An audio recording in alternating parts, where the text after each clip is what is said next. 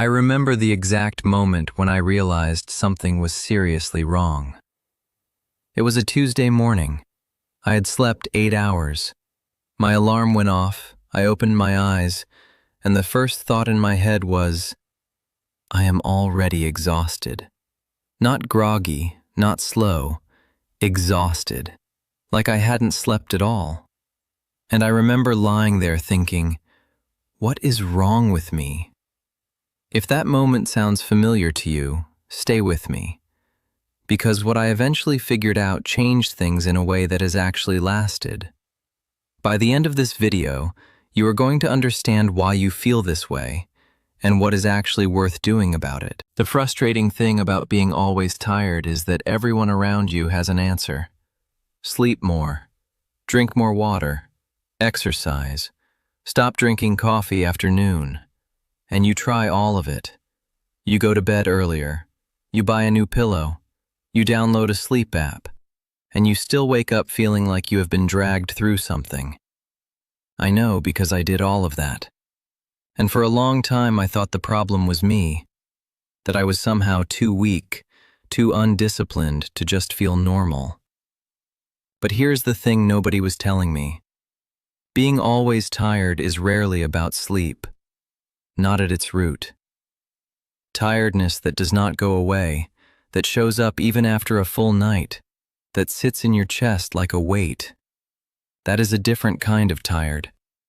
And until you understand what is actually causing it, you can optimize your sleep routine forever and still feel exactly the same. So let me share what I found. And this first one genuinely surprised me. I was spending enormous amounts of energy every single day on decisions I did not even notice I was making. Not big decisions, tiny ones. What to eat for breakfast, whether to reply to that message now or later, what to wear, what to do first when I sat down to work. Hundreds of these tiny choices stacking up from the moment I woke up. And I had no idea that each one was costing me something.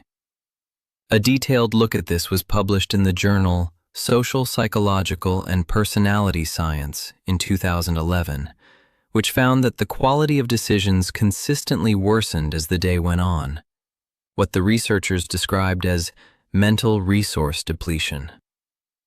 In my experience, once I noticed how many micro-decisions I was making before 9 a.m., I understood why I was already tired by the time I actually needed to focus. What I tried was almost embarrassingly simple. Same breakfast on weekdays, clothes laid out the night before. First task of the morning already decided the evening before. It felt rigid at first, but within 2 weeks, mornings felt lighter. If you wake up already feeling behind, this is worth trying tonight. And what I found next went even deeper than that.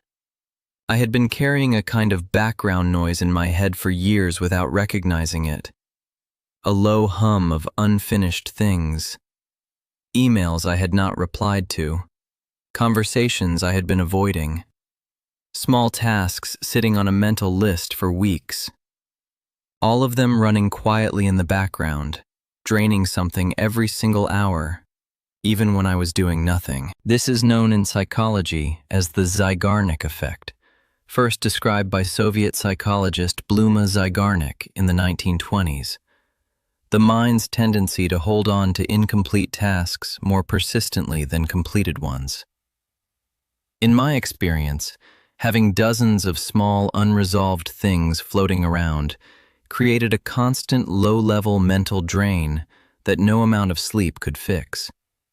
What actually helped was simple. Once a week, I would write out every open loop I could think of, everything I was holding in my head. Not to solve them all, just to get them out onto paper. Then I would pick 2 or 3 I could actually close that week and give myself permission to leave the rest. In my experience, this reduced that background hum more than almost anything else I tried. I stopped waking up at 3 a.m. with my mind suddenly rehearsing a conversation from 3 days ago. That 3 a.m. thing, let me talk about that. because a lot of people describe it and almost nobody explains it well. If you are someone who falls asleep fine and then wakes up somewhere between 2 and 4 in the morning with your mind racing, you are not alone. What I eventually learned is that this often corresponds to a natural shift in sleep architecture.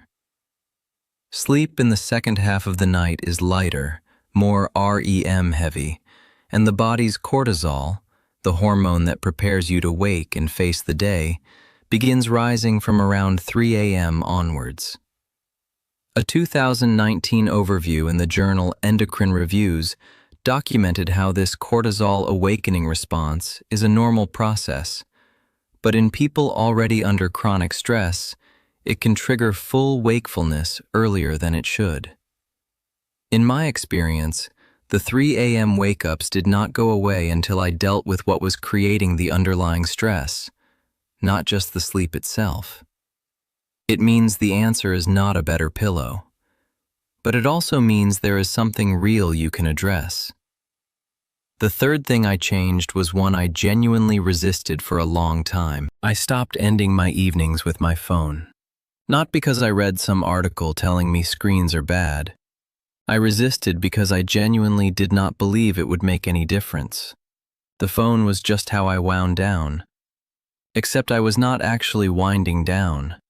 I was keeping my nervous system in a state of alert, reading things that made me react, scrolling through things that made me compare, watching things that kept my brain processing right up until the moment I closed my eyes.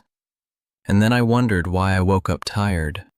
What I tried was not a hard phone ban.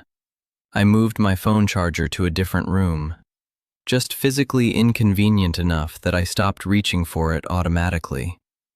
By the third week, I noticed I was falling asleep faster, and the quality of those first few hours felt different. If you have never genuinely tried a 3-week phone-free evening, you do not yet know what your sleep actually looks like without it. And there is one more thing I want to be honest about. The thing that took me the longest to admit. A lot of my tiredness was not physical at all. It was the weight of living a life that did not feel right.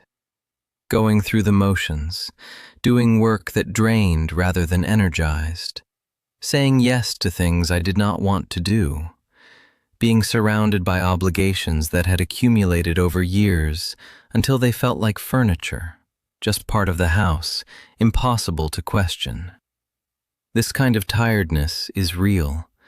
It is not weakness, it is information. And in my experience, no morning routine addresses it.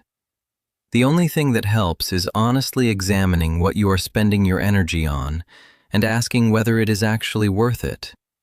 If you have tried everything and you are still always tired, the question worth sitting with is, what am I tired of, not just tired from? Now let me be honest about what changed and what did not. My 3 a.m. wake-ups reduced, though they still come back when pressure spikes. My mornings feel genuinely better than they did a year ago. My energy across the day is more consistent, though I still have low afternoons. My relationship with my phone changed, not through discipline, just through making it slightly harder to reach. What did not change? I still need a full 8 hours. The deeper things, the stress patterns, the open loops, the life alignment questions, those take months. I am still working on them. If you have been exhausted for a long time and nothing has stuck, you are not broken. You are probably dealing with multiple layers of something that does not have a single fix, and that is okay. It just means the approach needs to match the reality. I am not a doctor, therapist, or any kind of medical professional. Everything I have shared today is my personal experience only. If you are dealing with serious sleep problems, chronic anxiety, clinical burnout, or anything affecting your daily life, please speak to a qualified professional. Your health matters more than any YouTube video. If something here helped even a little, subscribe. We are just getting started. And leave a comment. What is the one thing draining your energy most right now?